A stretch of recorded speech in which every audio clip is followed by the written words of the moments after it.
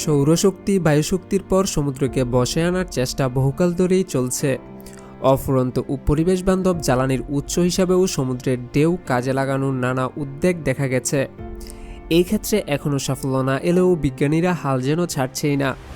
উত্তাল ও লবণাক্ত মহাসাগরের জ্বালানি ব্যবহারের পথে অনেক বাধা রয়েছে। নানা পূর্বাভাস সত্ত্বেও এক্ষেত্রে সাফল্য এখনও আমাদের ধরাছোঁয়ার বাইরেই থেকে গেছে।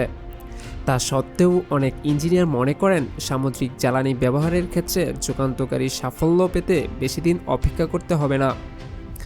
সমুদ্র প্রায় ৩৬ কোটি বর্গ কিলোমিটার অর্থাৎ পৃথিবীর প্রায় ৭০% দখল করে রয়েছে।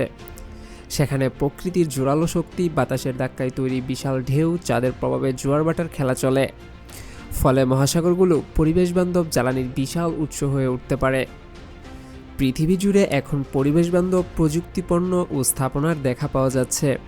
সবচেয়ে কম অথবা একেবারেই কার্বন নিঃসরণ না করে বিদ্যুৎ উৎপাদনের উপায় আবিষ্কারের চেষ্টাও চলেছে বিভিন্ন দেশে। এরই ধারাবাহিকতায় যান্ত্রিক শক্তিকে বিদ্যুৎ শক্তিতে রূপান্তর করার জন্য তৈরি করা হয়েছে একটি যন্ত্র, নাম তার ওয়েবলাইন ম্যাগনেট। সমুদ্রের ঢেউ কাজে লাগিয়ে বিদ্যুৎ উৎপাদনের এই প্রযুক্তি নিয়ে কাজ করছে যুক্তরাজ্য ও সাইপ্রাস। এখন চলেছে ওয়েবলাইন ম্যাগনেট নিয়ে গবেষণা।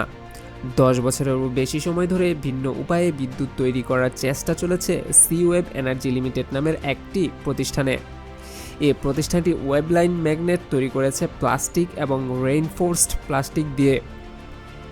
রেইনফোর্স প্লাস্টিক মানে কার্বন ফাইবারের মতো তন্তুযুক্ত প্লাস্টিক, যা অতিরিক্ত শক্তি দেওয়ার জন্য ব্যবহার করা হয়। ওয়েবলাইন ম্যাগনেট নামের এই যন্ত্র পরস্পরের সঙ্গে সংযুক্ত কয়েকটি ভাসমান প্ল্যাটফর্ম নিয়ে গঠিত, যা দেখতে অনেকটা মানুষের মেরুদণ্ডের মতো। প্লাস্টিকের ডিভাইসের খণ্ডগুলো যুক্ত থাকে চুম্বক দিয়ে। এগুলো সমুদ্রের ঢেউয়ের সঙ্গে তাল মিলিয়ে দোল খেতে থাকে। অনুকূল পরিস্থিতিতে একটি একক ওয়েব কনভার্টার প্রায় 100 মেগাওয়াট বিদ্যুৎ উৎপাদন করতে পারে বলে জানিয়েছে সিওয়েব এনার্জি লিমিটেড। মডুলার এবং এই নমনীয় সিস্টেম এমনভাবে নকশা করা হয়েছে যাতে শক্তি উৎপাদনের জেনারেটরটি নির্বিঘ্নে ঢেউয়ের গতিবিধি অনুসরণ করতে পারে। ওয়েবলাইন ম্যাগনেট নামের এই যন্ত্র তৈরির জন্য বিশেষ লাইনের প্রয়োজন হয় না এবং এগুলো খুব কম খরচে দ্রুত তৈরি করা যায়। এর মেরামত ও রক্ষণাবেক্ষণ খরচও অনেক কম। বাণিজ্যিকীকরণের পথে এই ডিভাইস সাইপ্রাসের লার্নাকা ভেতে উন্মুক্ত সমুদ্রে পরীক্ষার জন্য নিয়ে যাওয়া হয়েছে।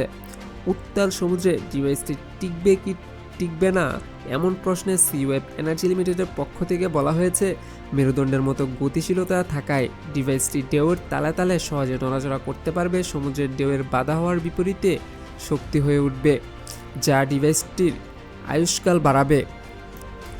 তো দর্শক, আপনার কি মনে হয়, সত্যিকার অর্থেই কি সমুদ্রের ঢেউ থেকে বিদ্যুৎ তৈরি করা সম্ভব? অবশ্যই জানিয়ে দেবেন আমাদের কমেন্ট বক্সে। আমাদের চ্যানেলে নতুন হলে অনুরোধ থাকবে চ্যানেলটি সাবস্ক্রাইব করার জন্য। দেখা হচ্ছে পরবর্তী ভিডিওতে। ততক্ষণ পর্যন্ত সবাই ভালো থাকুন। আল্লাহ হাফেজ।